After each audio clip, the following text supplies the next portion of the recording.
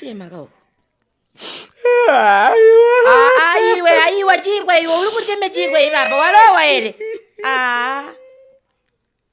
Taula uli kucheme chi. Chinochemeza ibaba muno mukulu. Agogo aikona kuita asha. Avuchiko.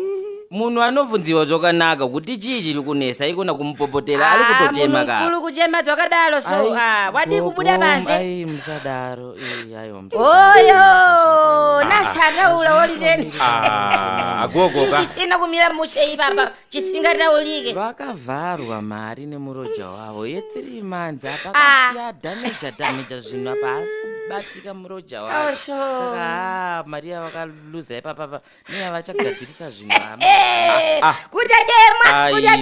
kutajemwa akaimba chalisi chalamanda uye aiyo asoli azinowanikwa maimozesi muchapinda imimi musituation yakadaro so mukasekeyo imi munogona kusaini aikona nyalala kutema iwe maimozesi maimuzi nyalala kutema tinga masosi anowanikwa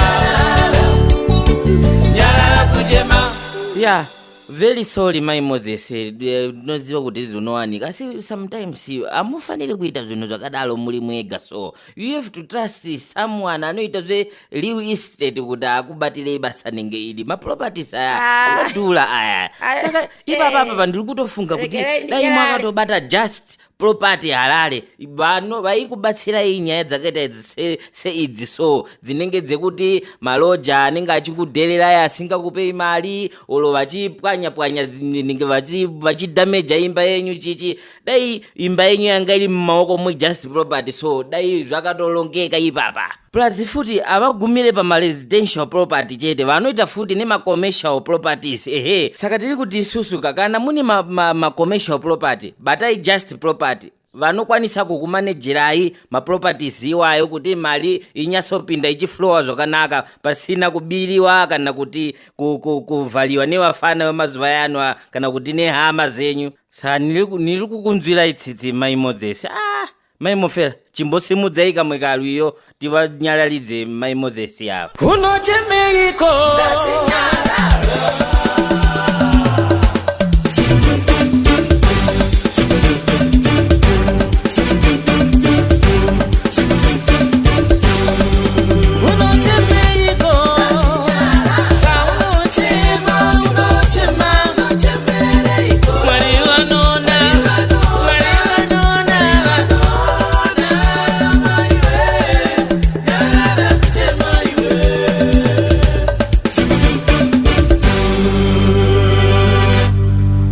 imimi abanda munoziva information yese asi munongogara nayo mchisolo chenyu ichocho andidai mwakavapa information iyo yekudhara zvakatolongeka so asiri kuchema ipapo panoti nesei nanga ndisingatozive kuti Mai Moses vane dzimwe dzimba idzo vanolojesa. Saka tiri kuti munhu weseka landlord ane dzimba idzo ari kunetsiwa nemalojaka don't worry chingobata we just property halale vanokubatsira panyaya izvozvo olo vari kudiaspora chaivo vari kuda kumanejerwa dzimba dzavo dziri muno muZimbabwe batai just property vanokubatsirai panyaya izvozvo nanzwa tsitsi stereki olo vari kudiaspora vane hama dziri kuno kuZimbabwe dziri kuvabira mari zerenti chichi just property ndo basa ravo ilolo. Saka tiri kuti endai munobata just property ka olo kungoklika ningirikini link ravo ili mukanovhunzisisa information yakawanda